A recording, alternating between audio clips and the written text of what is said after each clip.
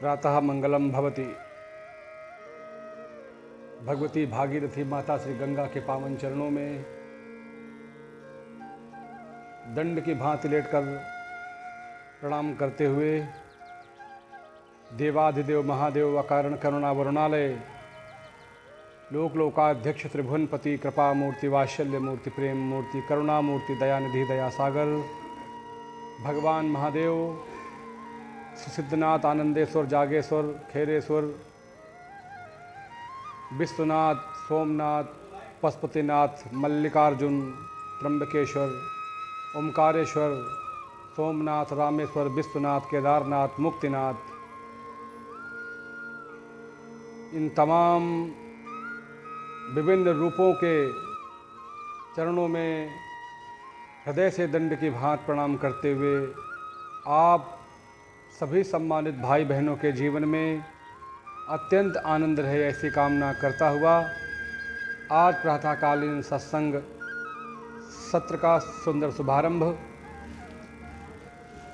जैसे मैंने कहा कि देखने में ये लगता है कि क्या शिव अनेक रूपों में विद्यमान है, क्या परमात्मा के अनेक रूप हैं, क्या परमात्मा एक नहीं अनेक है और किस रूप की हम पूजा करें। तो मेरा मत है, मेरा नज़रिया है, मेरा दृष्टिकोण है, मेरा मानना है ज्ञान यज्ञेन चापन्नी यजन्तो पर्युपास्ते एकत्वेन पृथक्त्वेन बहुधा विश्वतो मुखम मां। एक ही विराट पुरुष की पूजा हम सभी लोग अनेकानेक भावों से पूजते हैं, प्रसन्न करते हैं, उनका आराधन बंदन चिंतन स्तवन करते हैं। वो परमात्मा सिर्फ एक है। उसके नाम बहुत हो सकते हैं, उसके रूप बहुत हो सकते हैं, उनकी महिमाएं अलग अलग हो सकती हैं, परंतु यदि आध्यात्मिक दृष्टिकोण से देखें तो विराट शक्ति एक ही जगह से पूरे अनेक रूप धारण करते ब्रह्मांड में स्थापित है।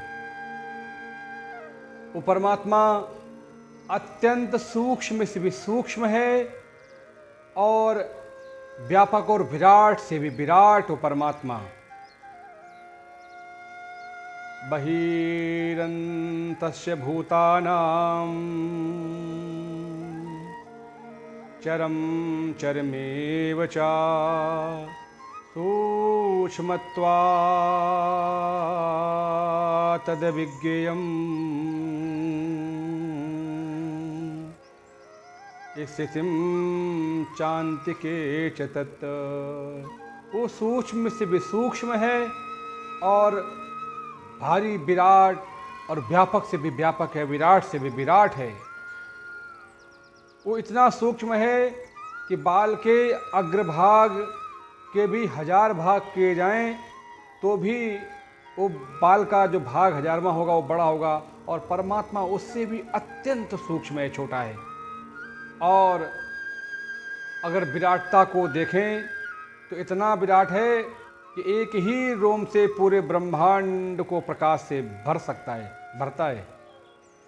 ध्यावा पृथिव्यूरिदमन्तरं हि व्याप्तं त्वयैकेन दिशश्च सर्वा दृष्टाद्भुतं रूपमुग्रं तवेदं लोकत्रये प्रव्यथितिं महात्मन्। वो इतना विराट है कि ध्यू से लेके ध्यावा पृथिव्यूरिदमन्तरं ही,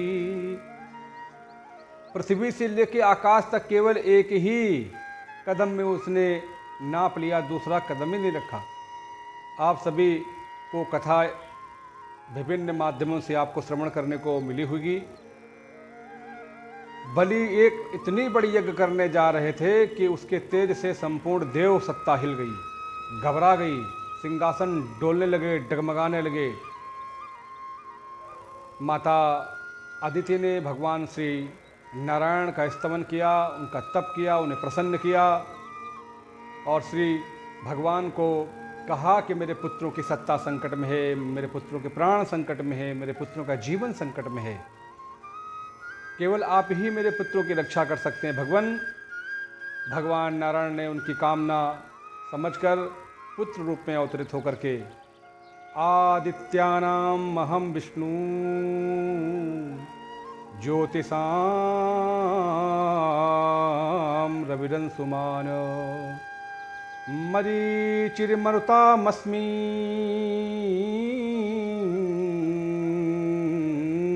नक्षत्राणामहं शशि। भगवान कहते हैं कि मैं आदित्य के 12 पुत्रों में विष्णु, आदित्यानाम अहम विष्णु ज्योतिषाम रविरंसुमान, और ज्योति धारण करने वालों में, पूरे ब्रह्मांड को प्रकाश से आच्छादित करने वालों में, ज्योतियों में मैं सूर्य हूँ, और 49 प्रकार की वायु में मैं मरुत नामक वायु हूँ, और नक्षत्रों में मैं चंद्रमा हूँ। आदित्यानाम अहम विष्णु ज्योतिषां रविरंसुमान मरीचिर्मरुतामस्मि नक्षत्राणाम अहम शशि। चंद्रमा।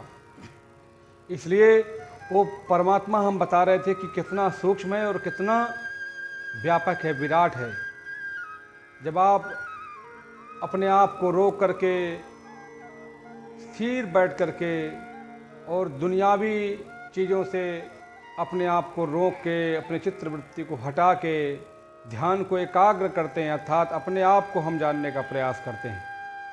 मैंने पूर्व में कई बार बताया कि आखिर ध्यान करें तो किसका करें। तो शास्त्रों में विधान है कि हमें ध्यान, जो अरुण चैतन्य पुरी जिसका नाम है, जो परमात्मा का अंश है, उसका हिस्सा है, उसका भाग है, ईश्वर अंश जीव अविनाशी चेतन अमल सहज सुख राशि। मैं ईश्वर का अंश हूँ और इस संसार में दुख, विपन्नता, तकलीफ, तंगी, भुखमरी, लाचारी, चिंता, व्यथा, कुंठा, अवसाद, भ्रम और भय, ये जब तक हमारे जीवन में है जब तक मैंने अपने सहज स्वरूप को जाना नहीं, उसका बोध नहीं हुआ। जिस दिन हमारे स्वरूप का हमें बोध होगा, हमें ज्ञान होगा, हमारा ही साक्षात्कार मुझे होगा, उस दिन हम सहज सुख की राशि से कनेक्ट हो जाएंगे, जो परमात्मा अत्यंत आनंद की रास है। एक बात मैं आपको बताऊं कि सुख का दुख विरोधी है, अपोजिट है। सुख का दुख है, जीवन का मरण है, यश का अपयश है, हानि का लाभ है, अपमान का सम्मान है, दिन का रात है। उसी प्रकार से मृत्यु का जीवन है, लाभ का हानि है। परंतु एक शब्द ऐसा है जिसका कोई विरोधी नहीं है, जिसका कोई अपोजिट नहीं, जिसका कोई दूसरा नहीं है, उसका नाम है आनंद।